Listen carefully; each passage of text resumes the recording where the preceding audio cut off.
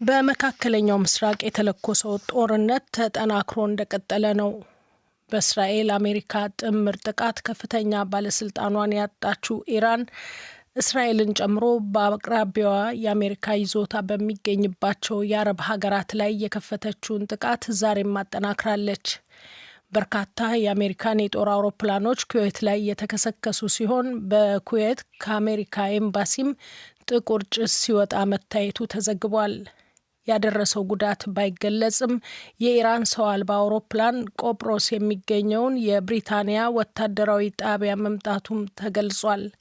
ዘገባዎች እንደሚያመለክቱት የሳውዲ የነዳጅ ማጣሪያ በእሳት የጋየ ሲሆን ሊባኖስም በመካከለኛው ምስራቅ በተፋፋመው ጦርነት ውስጥ ተጎትታ እየገባችበት ነው ተብሏል። የሂዝቦላን የሮኬት ጥቃት ተከትሎ እስራኤል በዛሬው ዕለት ደቡባዊ ሊባኖስ ላይ ከባድ ድብደባ መፈጸሟን ተከትሎ ሰዎች አካባቢውን እየለቀቁ ነው። እስራኤል የሂዝቦላን ጥቃት ተከትሎ የአጸፋ እርምጃዋን አጠናክራ እንደምትቀጥል ዝታለች። የእስራኤል የመከላከያ ሚኒስትር እስራኤል ካትዝ የሂዝቦላ መሪም የአያቶላህ አሊ ኻሜኒን ተመሳሳይ ጣፈንታ ይጠብቃቸዋል ሲሉ ዝተዋል። מהלילה בעצם אתם מחלקים קשב בין המטרה העיקרית שתישאר ከትናንት ምሽት ጀምሮ ዋነኛውን ኢላማ ለመዘንጋት ሞክራችኋል። ዋነኛው ኢላማ ዋነኛ ሆኖ ይቀጥላል። ኢራንና ሊባኖስ ውስጥ ሂዝቦላን መደብደብ። ሂዝቦላህ ላደረገው ሁሉ እስራኤል ላለተኮሰው ከባድ ዋጋ እንደሚከፍል እናረጋግጣለን። ከመስከረም 27 በፊት ወደ ነበሩት ደንቦች አንመለስም።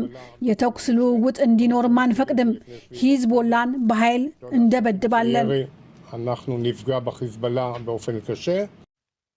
ወደ ተለያዩ የአረብ ሀገራት የሚደረጉ በርካታ የአውሮፕላን በረራዎች ተሰርዘዋል። መንገደኞችም ለእንግልት ተዳርገዋል። ሀገራት ዜጎቻቸውን ከአካባቢው ለማውጣት እየተጣደፉ ነው። የኢራን ጊዜያዊ አስተዳደር ምክር ቤት ኃላፊ የአሜሪካና እስራኤል ጥቃት የተሳሳተ ስሌት ነው አሉ።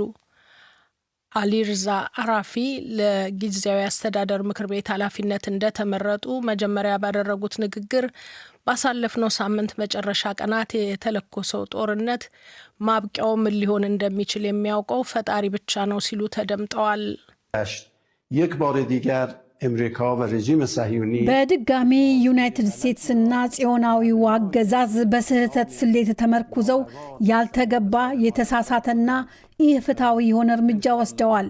እናም ፈጣሪ ቢፈቅድ ይህ ስሌት የተሳሳተ መሆኑን ያረጋግጣል። ይህ ምክር ቤት በመደበኛ ስብሰባዎቹና አስፈላጊ ጥንቃቄዎችን በማድረግ የተጣለበትን ኃላፊነት ያከናውናል።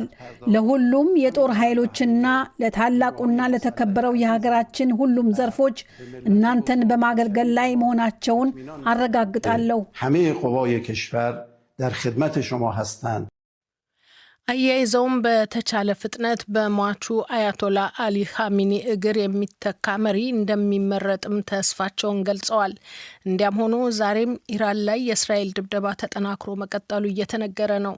የአሜሪካ መከላከያ ሚኒስትር በበኩላቸው ለጊዜው ኢራን ውስጥ የአሜሪካ ወታደሮች እንደሌሉ ገልጸው አስፈላጊ ከሆነ መሄድ ከሚገባው ድረስ ሊሄዱ እንደሚችሉ ለጋዜጠኞች ተናግረዋል። ይህ ዶቼ ቬለ ነው።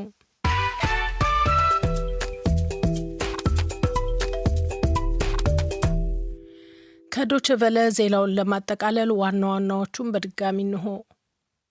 130ኛው የአድዋ ድል በዓል በዛሬው ዕለት ተከበረ። በዓሉ ከወትሮ በተለየ በመንግስት ደረጃ በአድዋ ድል መታሰቢያ በተለያዩ ዝግጅቶች ነው የተከበረው። በደቡብ ሱዳን ሰሜናዊ ግዛቶች ውስጥ በደረሰ ጥቃት 169 ሰዎች መገደላቸውን ባለስልጣናት አስታወቁ። በስልጣን ክፍፍል ሂደት በፕሬዝዳንቱና በተቀናቃኛቸው ኃይላት መካከል ግጭት መባባሱን የተባበሩት መንግስታት ድርጅት አመልክቷል። በመካከለኛው ምስራቅ የተለኮሰው ጦርነት ተጠናክሮ እንደቀጠለ ነው።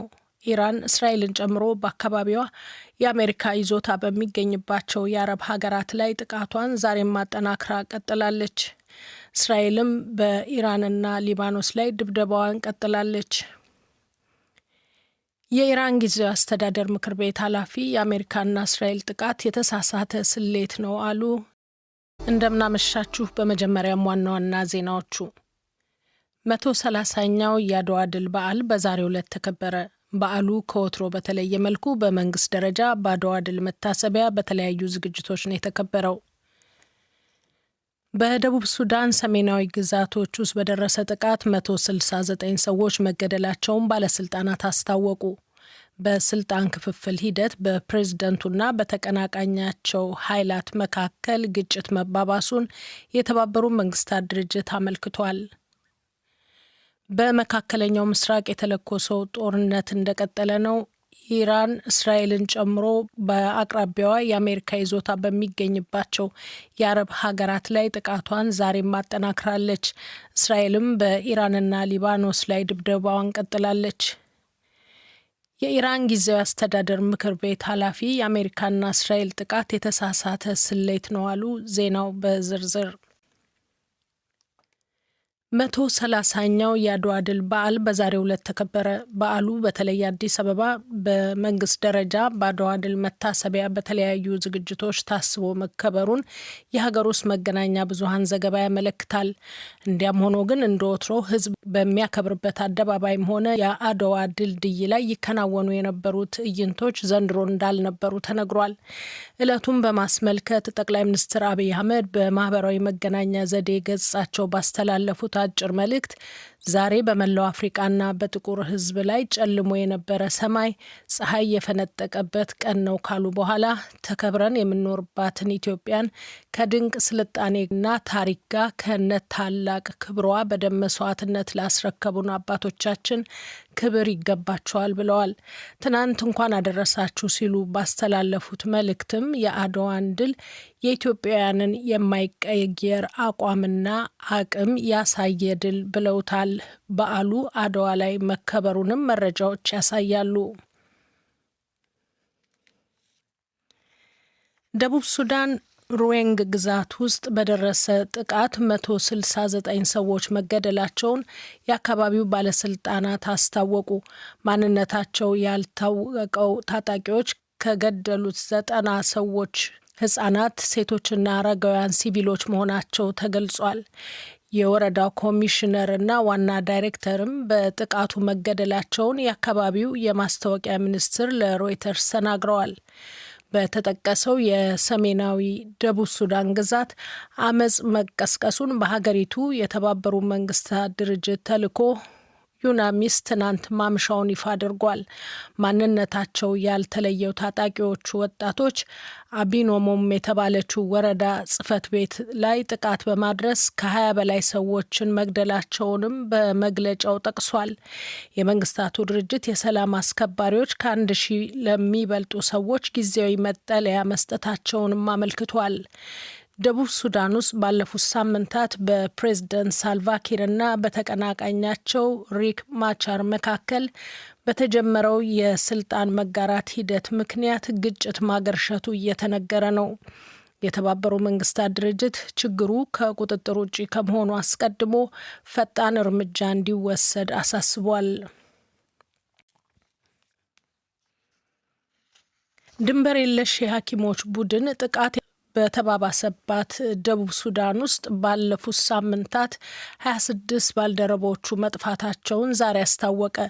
ድርጅቱ ባወጣው መግለጫ ላንኪንና ፒየር በተሰኙ አካባቢዎች ከነበሩት 291 ሰራተኞች ባለፉት ሳምንታት የ26ቱን ድምፅ እንዳልሰማ ገልጿል።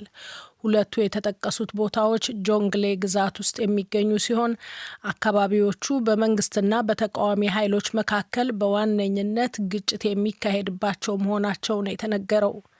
ድንበር የለሽ የሐኪሞች ቡድን በእነዚህ ቦታዎች የሕክምና አገልግሎት መስጠቱንም አቋርጧል። በተለይም ላንኪን ላይ የድርጅቱ ቢሮ በመንግስት የአየር ድብደባ ከሳምንታት በፊት መመታቱንም ድንበር የለሽ የሐኪሞች ቡድን አመልክቷል። አብዛኞቹ ሰራተኞቹም ከነቤተሰቦቻቸው ከጥቃት ለመሸሽ መገደዳቸውን፣ በአሁኑ ጊዜም አብዛኞቹ መበታተናቸውን አስታውቋል። የምታደምጡት የዶይቼ ቬለ ዲደብሊውን ዜና ነው።